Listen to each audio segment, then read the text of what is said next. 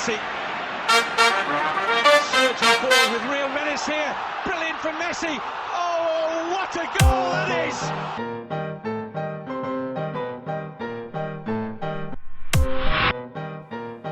Hi everyone, I'm Ash Hashim from Futbolita and you're listening to the Bola Bola Show. Hello and welcome listener. This is the Bola Bola Show. It's me Elvin and with me, my two buddies as usual, Bala and Steven. How's it going guys? Bala? Good Elvin. It's very interesting back to be here. Especially we're having a lot of first shows of many things. We had Ugandan national team coach and also recently World Cup winners. And I'm sure today will be another first, isn't it, Steven? Yep. No doubt about it. I mean, there's been great times that we had in the Bola Bola Show interviewing people. So on this episode, again, it's going to be another groundbreaking moment for the Bola Bola Show because we're going to have our first special guest, a voice of women's football, none other than Ash Hashim of Futbolita.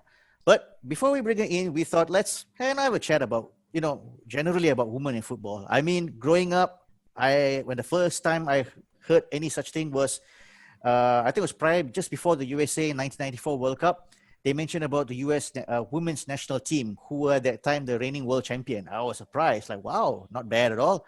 And of course, I followed a few of the World Cups. And of course, in recent time, the Women's World Cup has gone big time. So big that it's really got the world's attention.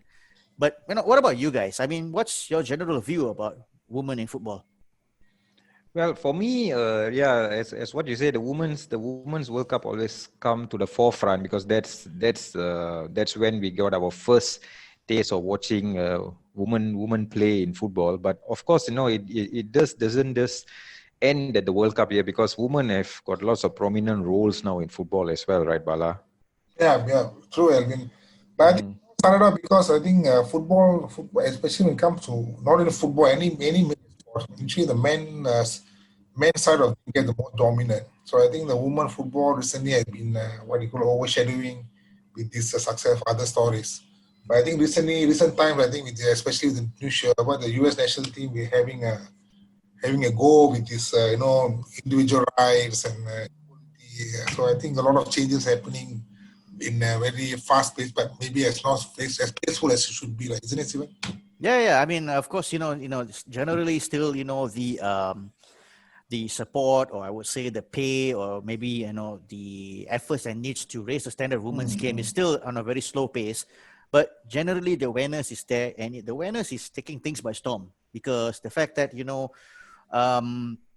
how do I put it? The attention is not just among people in football, but even politicians, people in many other areas are taking notice about the role of women in football. And let's not forget, guys, we're not just talking about women footballers here. We're talking about women who have been refereeing the men's game, women who are presidents or chairman of the men's football club, women who are, giving analysis, giving, expert opinions about the game, not about the women's game, about the men's game. And over the years, you can say many of them are pretty good at it. We have to, I mean, my hat's off to them. Their knowledge is something, the way they speak, the way they talk about the game is something I would say is very admirable. Yep. Yes, indeed, and women have indeed come a long way, in this beautiful, getting involved in this beautiful game in all areas, as what you mentioned earlier, Sivan. Yeah, right? Yeah. And of course, with that said, it's time that we bring in our special guest of the week, Ash Hashim of Futbolita. So stay tuned. Will win the World Cup. Kumagai for Japan. Hope Solo plays a little game with her. A prayer, I suspect, from Kumagai. And a World Cup for Japan! They have rewritten the history books in Germany. The first Asian champions. Their first attempt in a final. They were behind twice. They are delirious. So guys, today on our show, we are pleased to welcome the female football voice, Miss Futbolita herself, Ash Hashim, to our show. Hello, Ash, and how are you doing? Hi guys, thank you so much for inviting me to the Bola Bola Show. I'm very excited to be here as well with you guys. So thank you very much. We are very excited to have you on board as well. All right. So Ash, let's start. So, what made you take interest in the beautiful game? Well, I'm sure just like all of you guys here with me on the podcast. We really, I mean, our story of football starts with family, and that's for me as well. Like, my first World Cup was in 22, and to some extent also 1998 when Brazil and France, that final where, Mm-hmm. where Ronaldo got sick, Yep, and it the was so Ronaldo final. Yeah. yeah, the Ronaldo, but he made up for it in 2002. I'm sure you know, in Korea Yeah. and Yeah. Japan. With So with with that hairstyle. Yeah. so that was the defining World Cup for Yeah. me. You know what's funny, guys, is that it's Ronaldo's birthday today. So the irony of that. Ah, okay. Ah, Yeah, it's his wow. All right, all birthday right. today. Okay. So it really starts with that, right? So Ronaldo was that hero for everybody, for Brazil, also for me, sort of.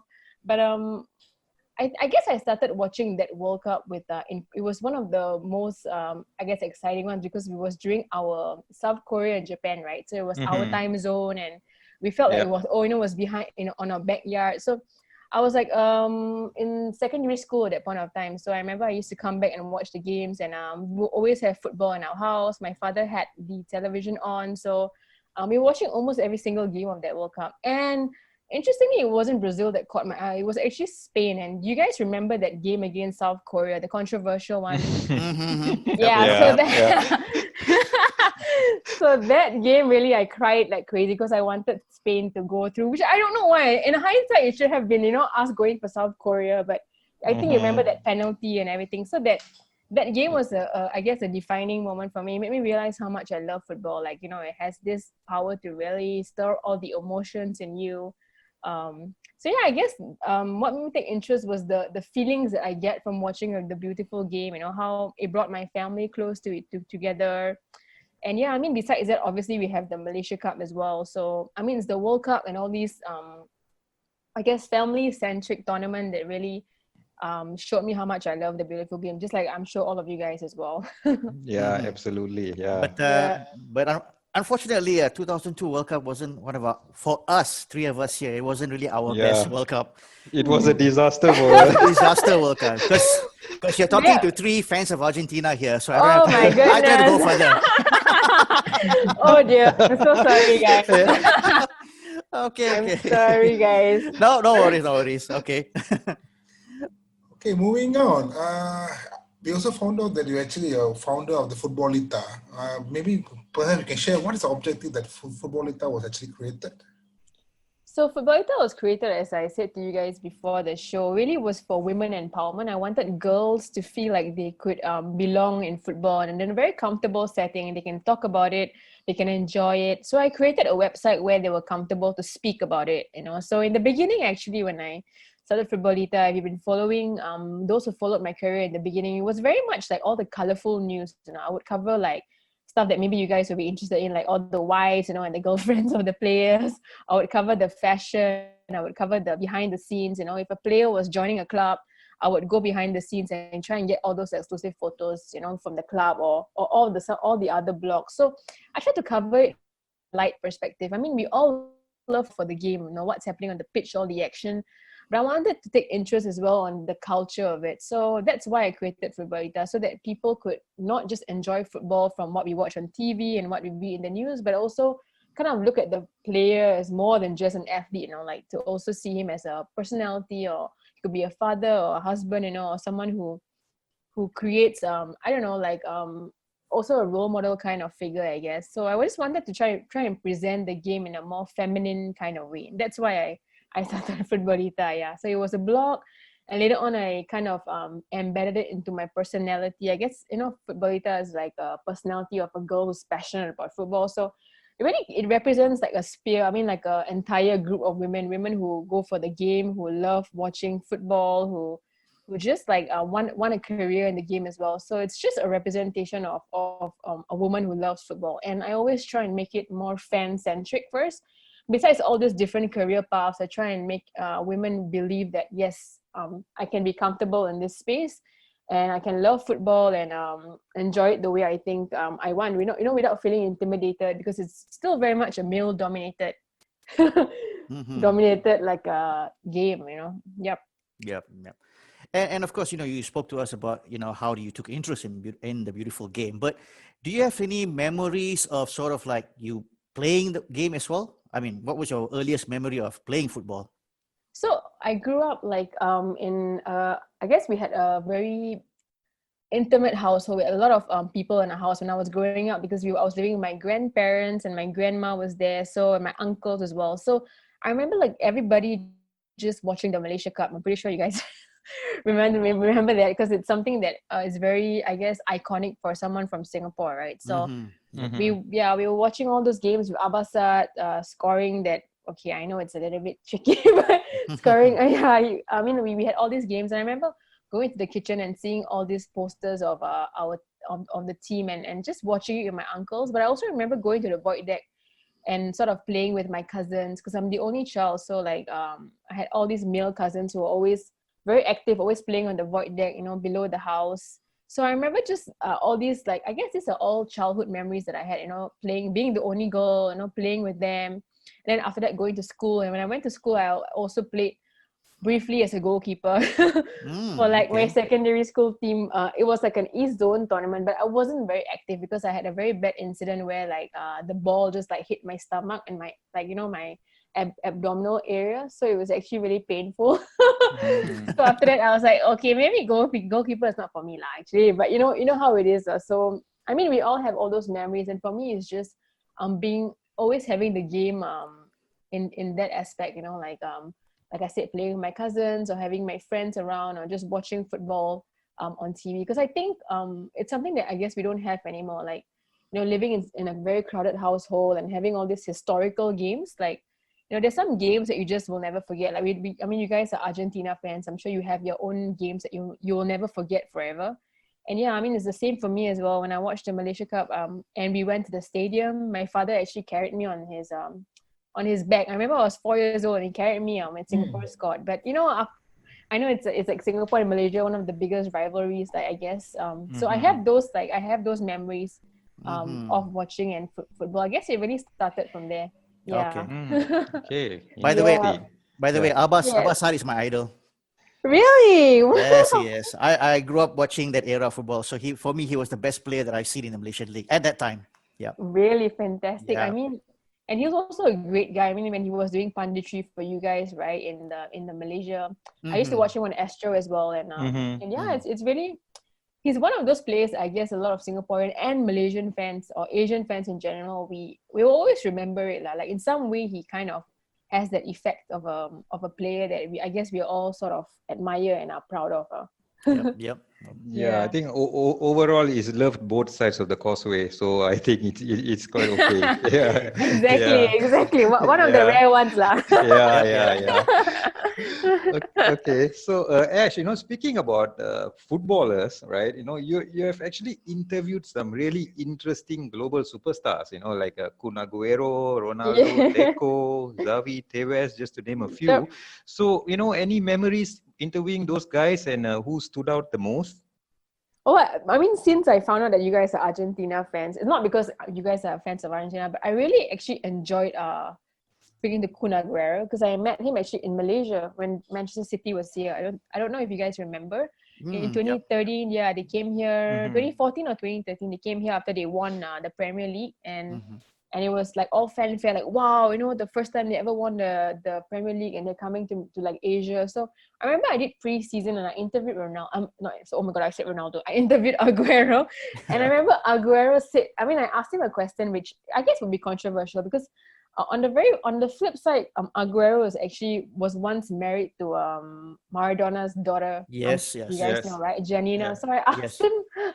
I asked him a question to get his reaction, which was, "How's Maradona doing?" Right. So I asked him that, and he just gave me that face, like, even though it was like captured on TV, he just told me, "Oh, he's doing fine." Like, you know, in that kind of look, in a very cheeky sort of way, you know, like, I Mm-hmm. know you know that we are not working out, like a relationship is not working out, but yeah, I know where you're going, girl. Don't ask me anymore. But he was so cool about it, you know. When he was talking about Malaysia fans, after that I asked him, and he said it was his first time or something coming to like Malaysia, and he was a little bit like, he actually said it reminded him of South America a little bit. So like, you know, the passion and everything. So I thought that was pretty cool. So Aguero has that whole friendly vibe about him, and he's not someone I would consider arrogant. Like, I mean, I met a few as well. Like even Tevez has this arrogant vibe about him, but it's also pretty nice as well. Like I asked him the same question.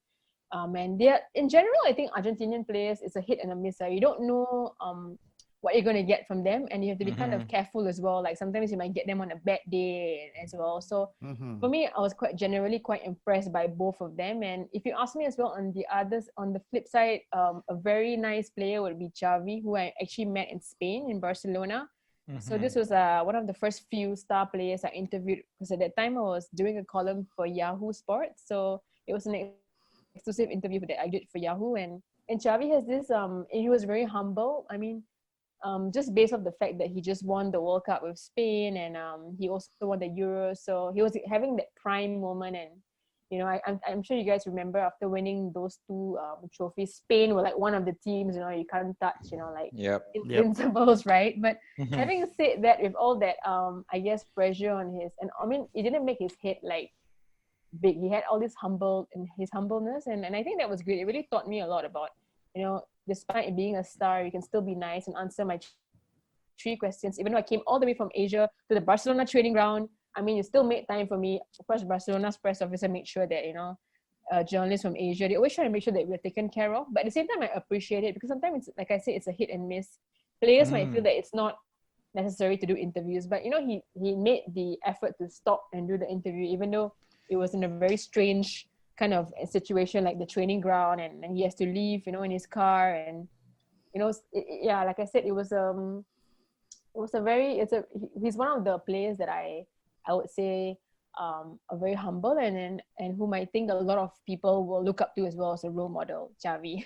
And it's also a plus point, you being able to speak the Spanish language, right? So Yes. like where did you learn this language? I mean, in college? So it's funny, because I remembered I learned Spanish because I wanted to do phone interviews.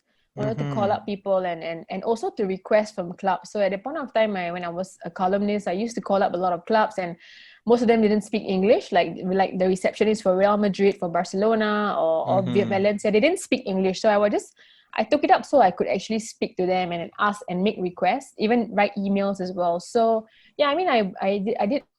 I went to school in Singapore, and it was a 3 months course.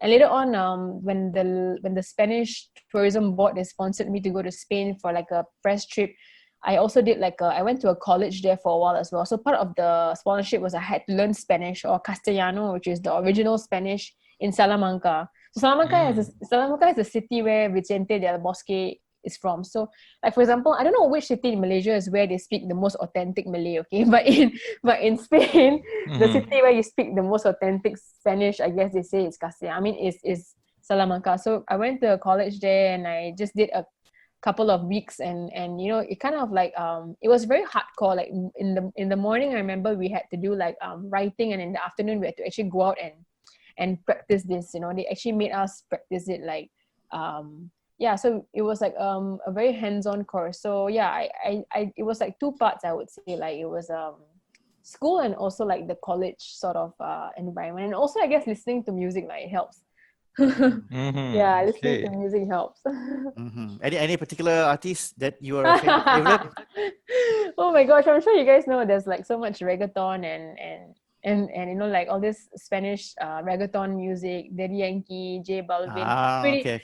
Pretty bad examples, actually, I would say, because their Spanish is the Latin American Spanish, which the ones in Spain will say, oh, it's not. So but it's not the Salamanca Spanish, yeah? Yeah, it's not. But actually, to be honest, guys, I really prefer the Latin American Spanish more. It's more street, more cool, I mean, it's more hey, okay, how it's it's more cooler.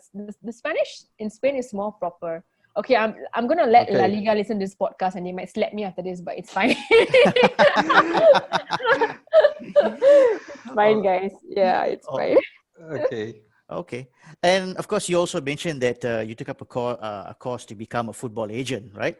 Yeah. And the role of agent today has really stretched beyond and just getting deals done for the players. I think now there is a responsibility that you also have to mentor the players, have to look after their needs as well. I mean, do you agree on this? Yes, and you have to make sure, guys, that the contract does not leak on social media. If you know what I mean. Okay. That I'm going there because, honestly speaking, this is something I wanted to address as well. I think the role of an agent is not. It's really like a two-way. It's a double-edged sword. Okay, so people, I would say 80% of people don't have a good impression of agents. And the word agent evokes like, dodginess or a sense of negativity in general, because that is the truth of the situation, is that agents are kind of smearing the game. And I'm very sad about that. But it is happening because there are unprofessionals in our game who are making it this way. However, as you mentioned, yes, it's very important as an agent. When I did the FIFA exam, I did it because I wanted to understand the laws, that FIFA has very specific laws, how much we can take from players, what is allowed, for example, like player compensation, training compensation, how much we can take basically, and how much players are entitled to. So I did it to better understand and to make sure that we are following the laws. But it's more than just that. And I think agents, they take advantage of this, and they try, and because players might not know, they don't have, like, for example, information at hand to educate themselves. So agents tend to take advantage of it. So therefore, we really need agents who can protect players and who have really, I guess, the best interest at heart. And a lot, to be honest with you, they don't have the best interest at heart, because I understand you just want to make money and they think it's very fast and yeah, okay, I get 10% or 20% of this deal, I can run off. But I really think that it's really something that is you have to educate yourself on. And I think in Asia in particular, I think I've said it many times, the level of professionalism is just not there, and we really need to improve it. I don't know how we're going to do it, but it starts with really, like I said, not leaking contracts out and keeping things private and confidential between the client and the player and the club. So like I said, always make sure that whoever you're working with is, I would say, number one, respects agents, and number two, knows that the player comes first. The player always has to come first, not any club politics, not ego, not pride, So these things, like I say, it's a whole other conversation, but this is the world we are living in now, especially like people are desperate for money. So that's why when I did my play agent, I tried to change the way people perceived agents, but it's difficult. But I did my license precisely just to kind of change the mentality of people, and also try and get players from my country and also in Asia out to Europe. I really wanted to try and get them out there. Yeah. Okay. And also, being an agent, were there any, or which are the deals that you managed to negotiate in this region?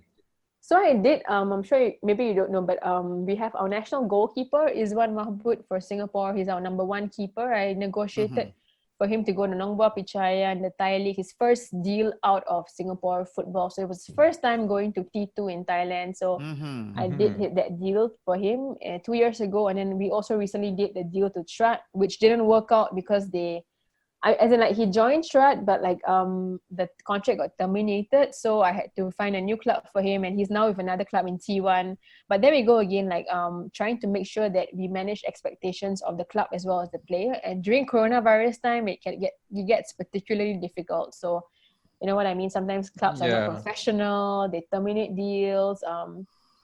Again, like I said, in Malaysia, I'm sure you guys are familiar with certain standards or ways that clubs do things. They are not very professional. So these are things that I cannot teach you. I can't teach you to be honorable. I can't teach you to be loyal.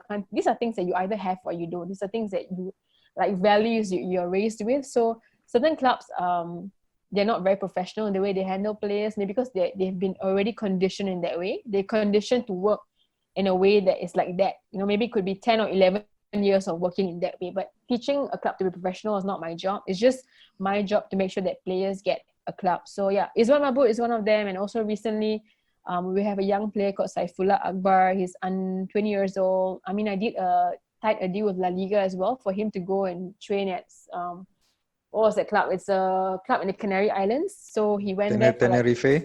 Tenerife. There we go. Yes, Tenerife. Okay. So we did that. But then again, I got a contract offer and he wasn't happy and neither was I. So again, sometimes I get contract offers and I speak with sporting directors and I always ask them, come on, you can give me a better offer than this. But it's really up to the player at the end of the day. If I tell him, I think you should go there. All my players are like my siblings, right? My brothers and my younger brother. I think you should go there. It's a good deal for you. And he would tell me, no, I don't think it's right for me because of this and that. So we try to find a middle ground. So this is also part of being an agent. We try to make the player happy, but also the club. And we cannot close the door as well. We have to make sure that both parties are happy, I guess. So in that sense, he didn't want to go, but we still managed to get him a lot of media exposure. So this is more than, like I said, it's more than just club to club and a transaction. It's also getting my player in, linked with the right brands, with the right seen in the right I guess media, and seen in the right with the right people as well. So it can also help to build his career, build his image as well. So yeah, those are the two main deals I did. I also negotiated with some players to go to Saudi Arabia, some players to go not across, but it's like usually I wouldn't call that a deal like I managed to finalize. It's usually like loan deals or like what is it, like potential deals, but they didn't really work out. But these are the two or three deals that I've done on top of the current ones that I'm doing at the moment now. So Okay. yeah. Okay, that's interesting. On a serious Yeah. note, being a woman football agent in a male-dominated industry, what are the challenges that you often faced? Yeah, I saw this question and I was smiling. I showed it to some of my friends and they're like, "Oh, spill the tea, But I'm like, I think a lot to spill, I think. yeah. You can go ahead. The platform is yours. They tarik dah. Well, I mean, as a woman in the beautiful game, not just as an Asian, I think a lot of club, I'm sure you guys know that as an agent, we deal with many people like sport directors, we deal with coaches, we deal with like presidents as well, club presidents. So we deal with a lot of people. So as a woman, sometimes the number one like stigma I get is really like, are you really an agent? Like, who are you? Like they kind of like doubt like credibility and also like, okay, like they doubt certain things about me that they may not know actually about me. So I have to be the one to introduce myself as a professional. And every time I sign a player, to me, we have an agreement. Basically, it's a mandate that I have to represent them, and this is all in black and white. So this is part of my Futbolita agency as well. Any partner that I work with, everything is very professional, and every club I will show this mandate to, for example. So one of the key challenges that I face is the stigma and the stereotype. For example, clubs in Thailand might be like, oh, I'm pretty sure that his agent, you're probably like his girlfriend or something. They will always say things that I would be a little bit shocked by, because this is not professional at all, right? If you're an agent, your job is to just close the deal. And I always think about my players' well-being, his family, for example. If he has a kid, he has a wife, I always say, okay, what do they want? So that's my number one priority. But they always try to sidetrack and try and, I don't know, I don't really know how to describe it. Try and make it less. They don't give you the respect. But I guess respect is something that I have to earn, and I always try to make sure that I do my job in a very professional way. So yeah, like I said, it's sexism. And also just like the level of respect is not there yet, but I'm very happy because in recent years with the growth of more women in football, people are actually like changing their mentality. But again, there's certain like certain societies or certain cultures that sad to say they don't really like treat, I guess, women seriously as our job, I guess, demands from us. Because if you're an agent or if you're anything in any job that you do, if you are good at your job and if you put in the right work and if you're qualified, I don't think anyone has the right to sort of like question you. So yeah, those are the challenges I would say. Besides going for games and getting all these weird questions, that's a different part of my job, which is also because you guys know I also do presenting and have to go to a stadium and have to face cameras. That's a completely different thing. I'm used to it. But as an agent, yeah, sometimes it's always, can she do her job? Can she negotiate? Is she qualified? These are the three questions I always get asked. And I'm like, okay, you can look at my past experiences. You can look at what I've already done. And then you can ask me that question again. But usually it's that. And it's countries in Southeast Asia. I won't mention which ones, but yeah, maybe I have to grow older a little bit, then they will respect me. I think age is just a number. Okay. Talking about women football, Carly Liot was the best paid female player, earning around $518K US, while Messi took home 270 times more than Liot. So, in your opinion, why do you think there is still in the social stigma when it comes to women players demanding for better play, better infrastructure? Are you thinking that the progress is very slow? Yeah, I mean, you're right. It's absolutely a huge like difference in the level of I guess, respect, number one, being shown, and also the amount that's being paid. And I think in football, um, women should always fight for what they deserve, to be honest, and they should not settle for anything less in life, whether it's work, wages, or standards. And if they feel they're not being treated properly, then it's really worth re-examining the issue, and it's up for discussion. Like, we're talking about better pay, better infrastructure. These are not, it's not like something that I'm begging for. It's something that it's just basic. You guys have a great grassroots football in Malaysia, for example. So it's not a feminism issue. It's just more of creating better infrastructure for people. So even in a day-to-day conversation, right? Let's say you're going for a job interview, right? Let's say I'm just going for a normal job interview, and especially during these COVID-19 times, you want to be paid what you deserve, right? You want to be paid for the effort you put in, and the hours also need to be a reflection of that. It's the same as well in women's football. These women, they deserve to be paid what they should be paid. I mean, for example, I'm very, very happy in Brazil, like for the women's soccer team, they're going to be receiving the same pay as their male counterparts, like recently. So every time they now play a game for the national team, the Brazilian Football Confederation actually announced that they will be getting the same amount. So Marta and Neymar will be getting the same amount every time they play for Brazil, which I think is fantastic. Marta doesn't have to roll out on the pitch to get that amount. She will get that amount anyway, because she's fantastic. To me, she's a legendary player and she deserves to be paid. She doesn't have to go on TV and cry, I've seen her on TV so many times crying about these wage issues. But yeah, I mean, in Spain, the women are not getting paid as much. They went on strike. But basic things like that, like if you feel that you are putting in all the work and you're sweating blood, sweat and tears, and the club doesn't care about you, I mean, I don't have to beg for this amount. If I were this woman, I would probably just find another job to do because of the level of respect. It's just not there. So like I said, back to this issue, why there's a social stigma, it's just a cultural thing. I guess in Spanish football, I don't think it's important. Maybe even in Asian football, I don't think it's important. Like the budget is just not allocated, to women in football because it's always the men's or the youth team first. So yeah, I think the priority is not there. So women have to actually go out there and find their own sponsors, and stuff, which is not sad. I think it's great, because if you can find brands that realign with you, then you can find brands that support you, and then there you get your money as well. You get extra, I guess, like sponsorships and stuff. But it's just like a matter of sort of like fighting for what you deserve, and I think it's also the same as any one of us on this conversation, any one of us on this podcast. Like, even if you're looking for a job, like I said, you don't want to accept what you don't deserve, and this is just basic, I guess. Like, if you're treated properly, then yeah, you will be happy and you'll play for the club. It's just it's a human thing now. Okay. And of course, let's talk about the standards of women's game here especially in Southeast Asia. We know that Thailand, I mean, they are pretty much miles ahead because they qualified for the last World Cup, even though, forget about the result, but they are there. They were there among the best teams in the world. But what about other countries? I mean, what do you think are the challenges for them to raise the standard of women's games? I mean, in what aspect do you think they are way behind? So, for example, you mentioned Thailand, right? So Thailand is backed by someone who's very powerful in the women's football and also the football sphere, the owner of Port FC, Madam Pang. And I met her actually when I was doing the deal for my player in Thailand. She's a fantastic role model for women in football, and I really admire her as well. Like I said, I think I told her when I'm 50 years old, I want to be like you, because she's just one of those icons in Asian football that we really need. We don't have icons we don't have women like that pushing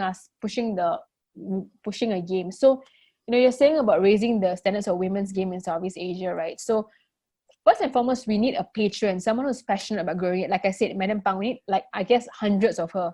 People who are on the ground, which we already see, all these soccer moms, like all these people in the grassroots football scene. We need more of this. We also need the change of mindset. People need to be open-minded as well, which again, I can't help it if you guys are not. It's just a question of values again and your upbringing. But also clubs need to try to find a way to allocate a budget. So FIFA, for example, when they did a research recently, FIFA actually revealed where the majority of money comes when it comes to allocating a budget for each club or each association. And at the top is always men's football, followed by second would be youth football, and on third would be grassroots football, and right at the very bottom, if they have enough, then it goes to women's football. And this is where I say is the problem. The problem is the fact that women's football is right at the bottom of of the ladder, and when it should be just equal or the same as youth football, because women and youth football, in my opinion, are actually pretty, similar. Because that's where you start, with young girls growing up, and playing with their family or playing with their teams every weekend. So this is where the issue needs to change. The allocation of a budget, getting sponsors on board, which we have right now with Visa and all these other great brands that are really supporting women in football. So yeah, I think when we have all these clubs and also a budget of people that are very passionate about the game, then we have an infrastructure for football. So it's really like a lot of different steps, but I think we are behind because we just lack the drive and the budget and also patrons. So we need all this, and then we can really talk about growing the women's game, because I'm also seeing this happen in Singapore.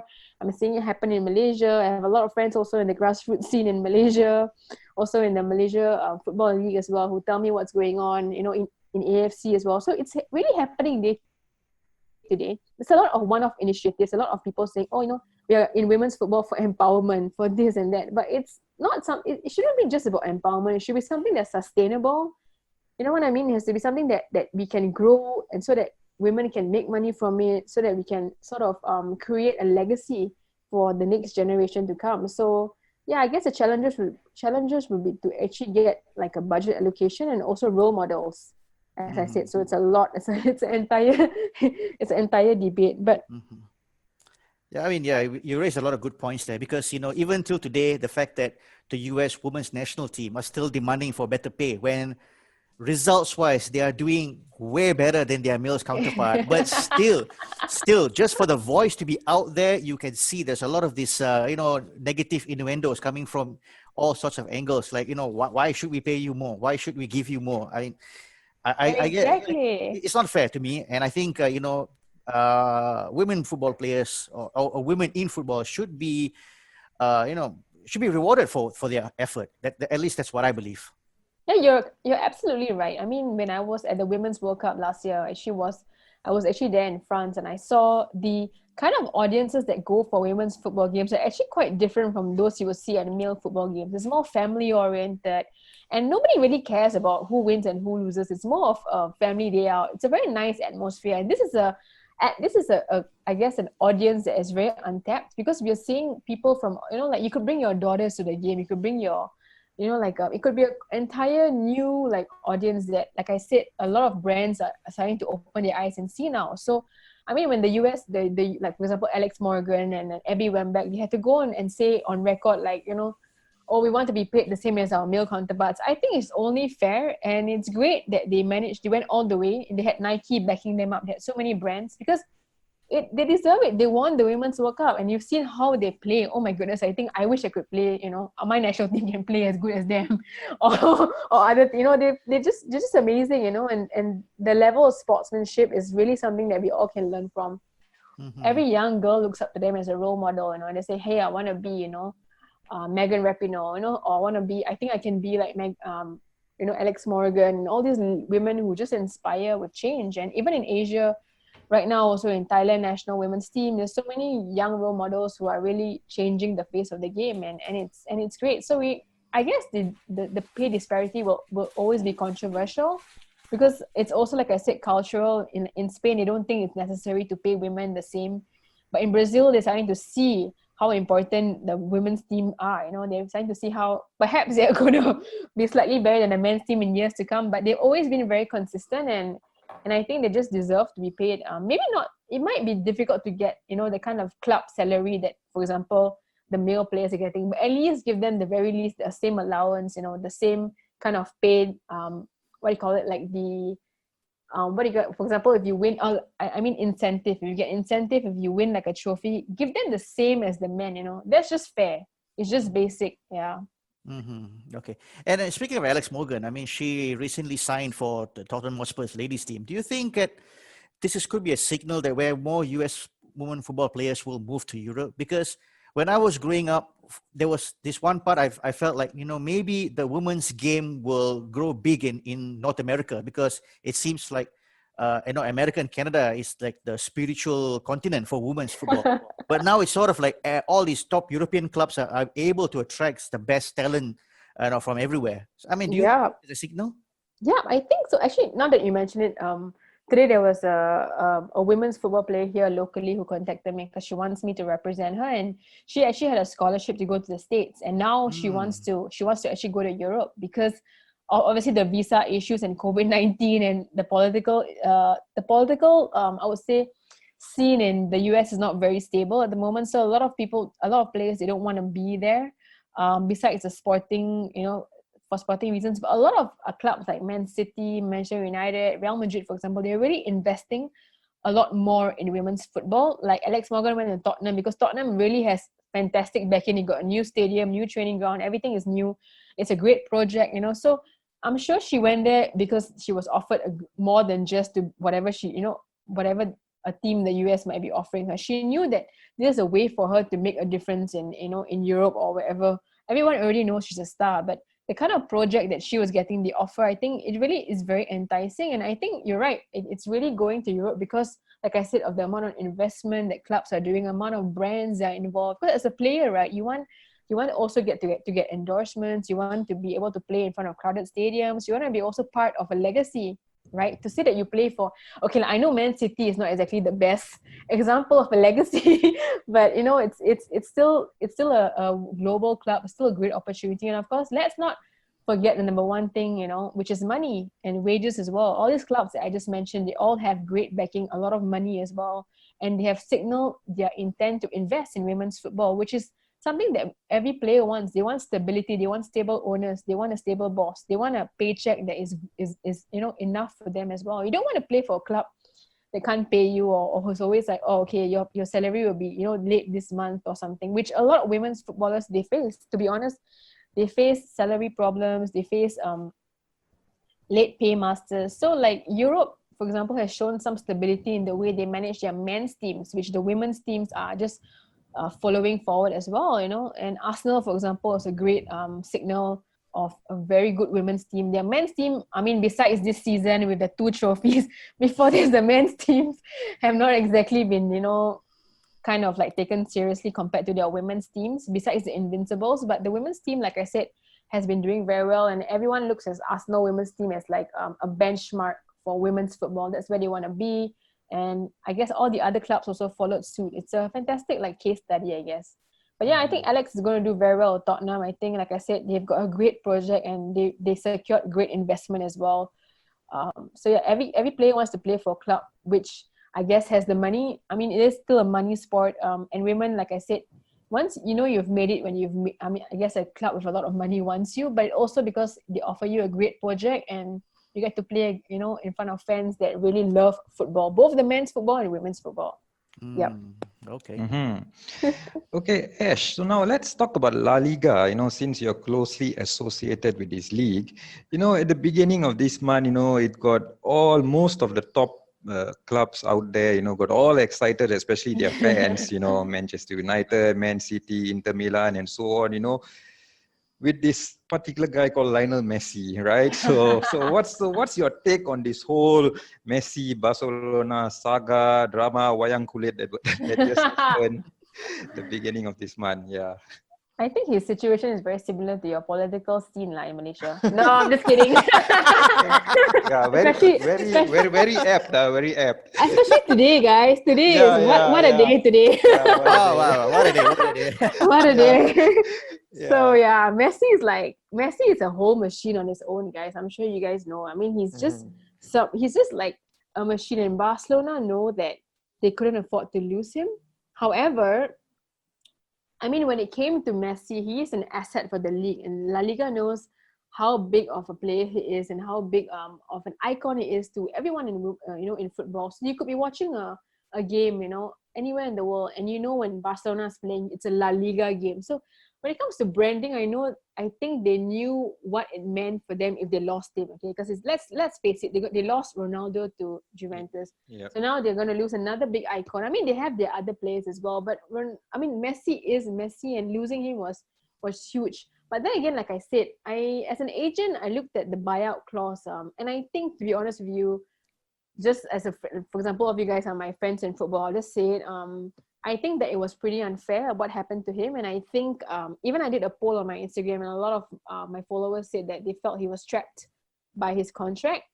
And I think this is something I have to agree with as well. I think the club administration was not very fair to him. I mean, in the last couple of years, I have friends in Barcelona who work with the club and agents as well, who told me that the administrative and the presidential, the whole thing is a mess at the top. So this whole situation has actually led to the whole messy contract saga, because if they had really cared about him, they would have bothered to renew his contract at least 2 years in advance. But they left it till the very end, and they tried to gaslight him. You know, when you gaslight someone and say, hey, you know, like, you said this and said that, but actually, you know, they put him in a very difficult situation. And I think how do I say, I actually have a lot of respect for him, because he didn't expose them in a very bad way when he could have done it. You know what I mean? He could have really have done it. He just chose not to expose them. I mean, he said some stuff to go.com and he was sad about it, but he could have said a lot more, you know, but he still kept it.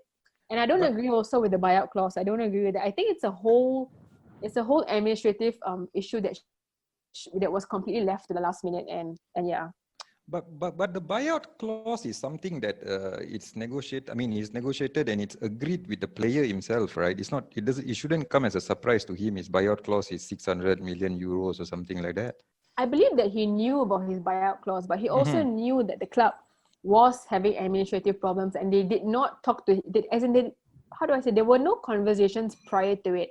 And also, I think it was also the player himself being angry with the club politics. So he wanted to leave, right? Remember that period of time he himself wanted to leave the club, but he didn't actually think it was going to be that bad. I think Messi as a player, he didn't think it was going to be that bad. So there must have been something that happened that really like clicked in the back of his head, where he was like, damn, I'm going to leave right now. Because it takes a lot for a player to feel angry, but it also takes a lot for a player to swallow in, because I feel like he swallowed everything and he just, you know what, I just give up. I don't want to deal with this politics. I just want to play football. Basically, they were holding him against his word, and it's, how do I say, it's like friction between club, and he does not want to ruin his reputation as well, because his brand is so big, right? And I don't think anyone's going to be against him necessarily. I think people are still going to say, no matter what happens, it's still going to be on his side.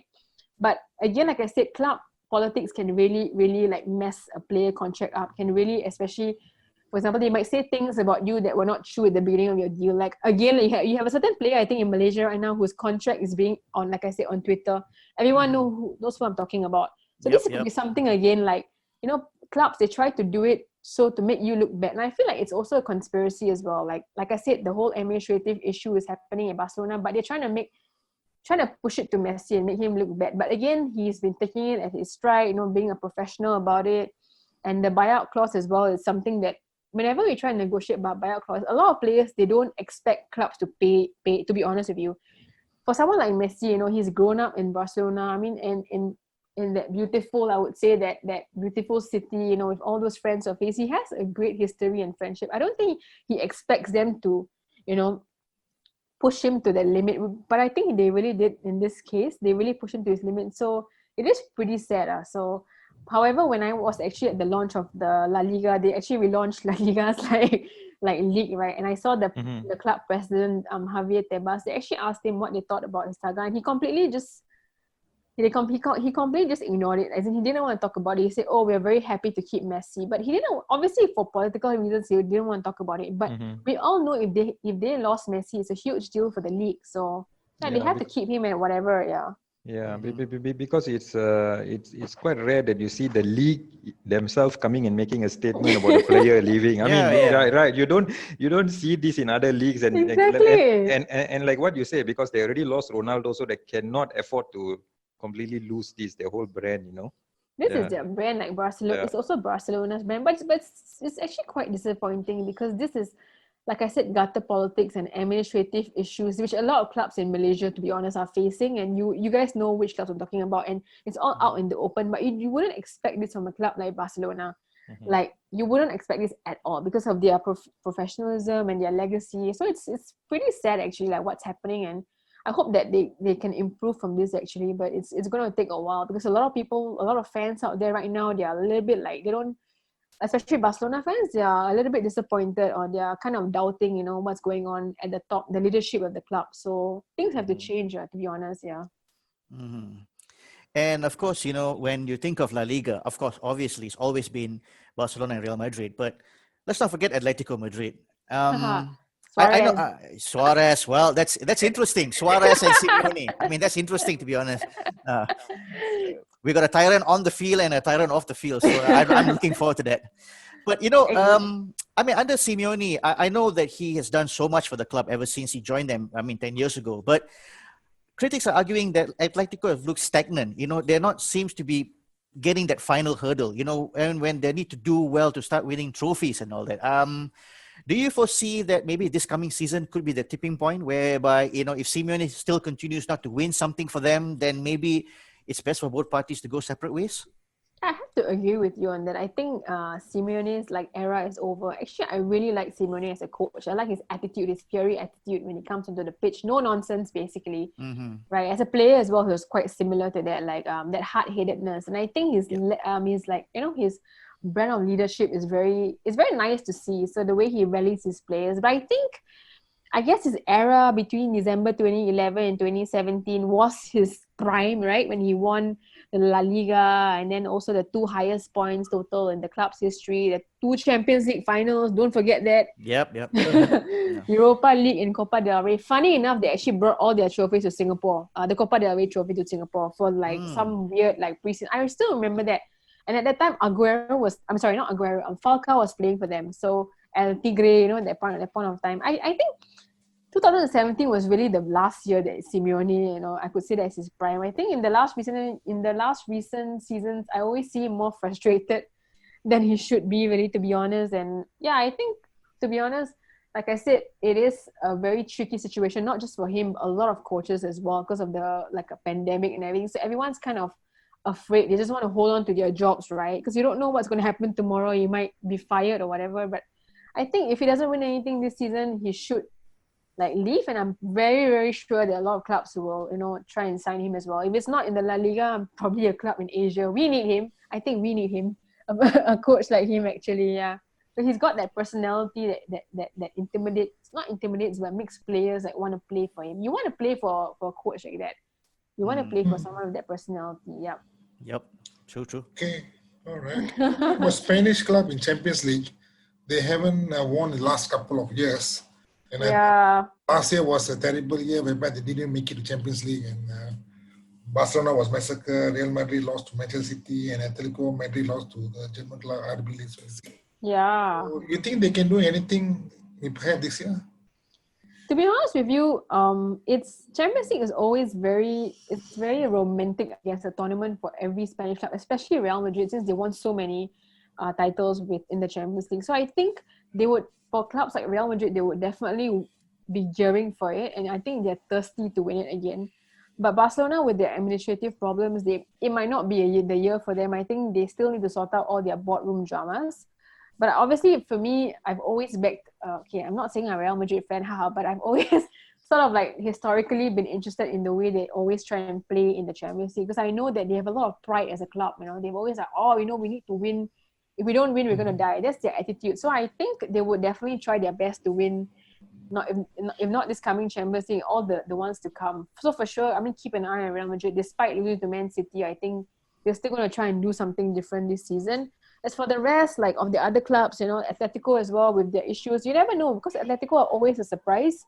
You never know what Suarez could bring to them, like I said, you don't know what could happen. They're very unpredictable because they're always the black, what's that word? The dark horse. Mm-hmm. So, but I wouldn't bet on other clubs. I'm not very confident in Spanish clubs in the Champions League besides those 2 I mentioned. I think, like I said, there still is a lot to be desired when it comes to the Champions League. So yeah, it's going to be very exciting. I have actually a lot more faith in the German clubs, to be honest. Yeah, the German clubs in the Champions League. I think that the German clubs like Bayern, obviously, and Dortmund, they have that drive as well. The German sort of desire the German drive to always strive for perfection. So yeah, you see that in the Champions League. And again, like I said, they have, no fans, but they just have this the infrastructure and the correct values instilled in them that I think can take them far. So I would actually bet on the German clubs this season, and maybe Real Madrid, like I said, just to make La Liga happy lah. No, just kidding. And of course, in most of the German clubs, I mean, the politics Yeah. is less intense compared to how things run at Barcelona, Real Madrid. I mean, Exactly. yeah, it's all footballing people doing the footballing job there, right?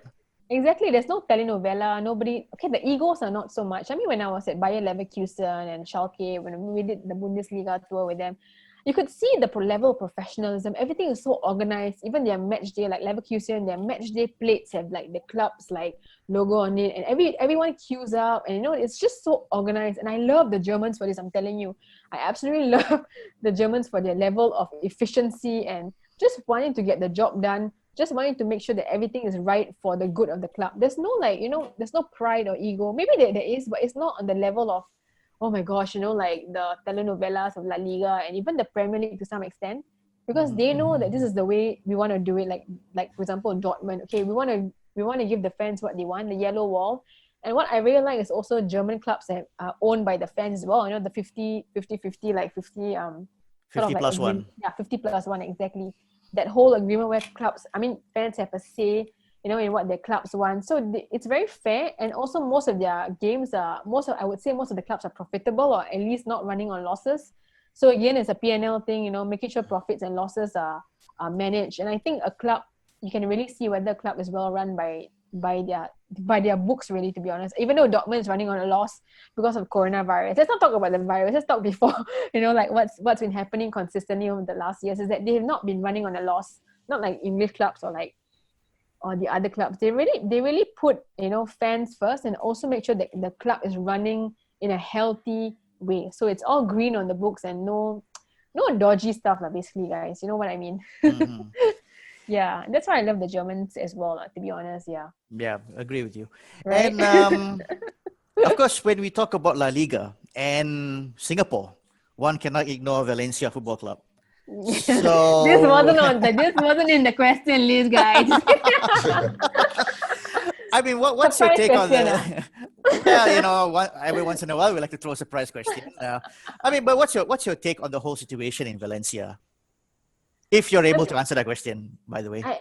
I mean, obviously, it's a good question. Obviously, it's very relevant because when people associate Valencia they associate Valencia with the Singaporean owner, who, by the way, has done, I guess, a very good job for our local football scene. As in, he has sent a lot of our local players overseas. He's sponsored a lot of players to also do trials. So something that I think a lot of us appreciate. However, a club needs to be run in a way that is profitable, number one, and also, I guess, the club is there to also bring happiness to the fans. And I know that the Valencia fans are not happy with the way the club is being run right now.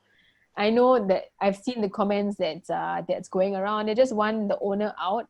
But with what's going on, I think, it's very difficult for me to say it would work if the owner left the club, because the club needs to operate in a certain way. There are certain reasons why he's still at the club. Like the owner I'm talking about, he's still he's still at the club because perhaps he's got his own reasons he could have his own I won't say his teeth fully sunk in. I think he's already seen like I said, the statements. He knows how he wants to take the club as well in the next 5 years. Maybe he's already projected the next 10 years. This is how I can bring the club out from debt, for example. He might already have a plan which will take time to grow, for example. So I think, like I said, it's very difficult for me to comment right now because, again, this year has been crazy for every club in football, not just Valencia. So with that said, I think it's going to take time, but he should also have the club as well, and the fans should come to an agreement where there's an ultimatum saying, okay, if in 3 years, I don't manage to meet certain goals, like for example, bringing profitability or winning games, for example, of course, winning games is important, or finishing top 6, or top 8, then perhaps it's time for you to leave, and we bring in a executive CEO or someone else to look after the club. So basically, he's the owner still, but someone else runs the club. Don't just basically the club is being run in a very, I guess, in a government linked organization. If you know what I mean, it's being run like that, which it shouldn't be. Actually, it should be run as a football club. So I guess they're gonna need some people to come in who really know football. Yeah. Oops, I think I might be in trouble here, but it's okay. Yeah, they're gonna need people who know how to run football. It's very difficult for us to say as well, because again, it's not easy to run a football club and also bring it out of debt, because right now that's what his priority is, to bring the football club out of debt and to make sure that they're winning games. It's very like thin thread that he's treading on. I mean, not him, but also his board of directors, I believe. Yeah. Okay. All right, guys. Any last questions? Well, thank you so much, Ash, for your time. It's very pleasure to talk to you. Thank you. Yeah, thanks, Good Ash. luck in your all your what do you call that in your project and Futbolita. Futbolita. Yes, Thank, yes. thank you so much. Yeah, thanks, Ash. Okay. I mean, any last words from yourself, Ash? No, I'm very happy. Thank you so much, guys, for inviting me. I've been actually listening to your other episodes. I was listening to it. Yeah, so it's been really good. I like the fact that you guys have so many different questions, and you guys are friends, right? Please tell me you guys are friends. All of you like close football friends.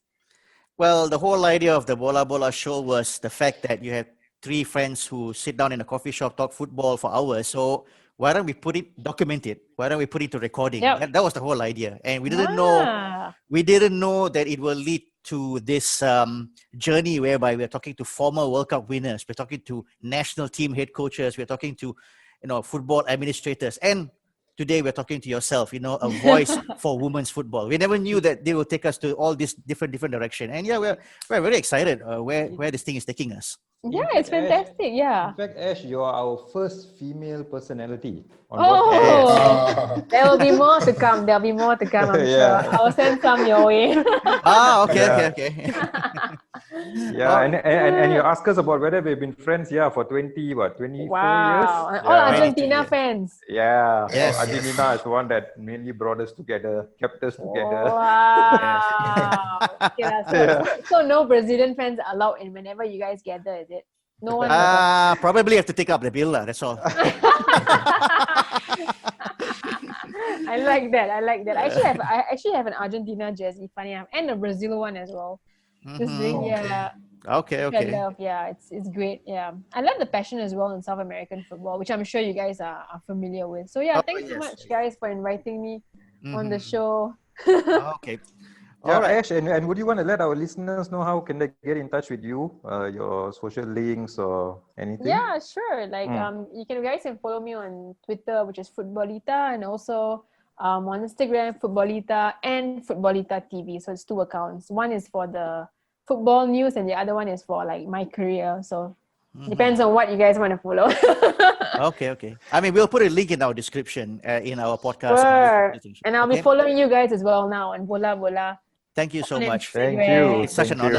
Such an honor. Such an honor for me to be speaking to you guys as well. Thank you so much, guys. Okay. All right, everyone. And with that said, we will end this episode of the Bola Bola Show. And goodbye for now.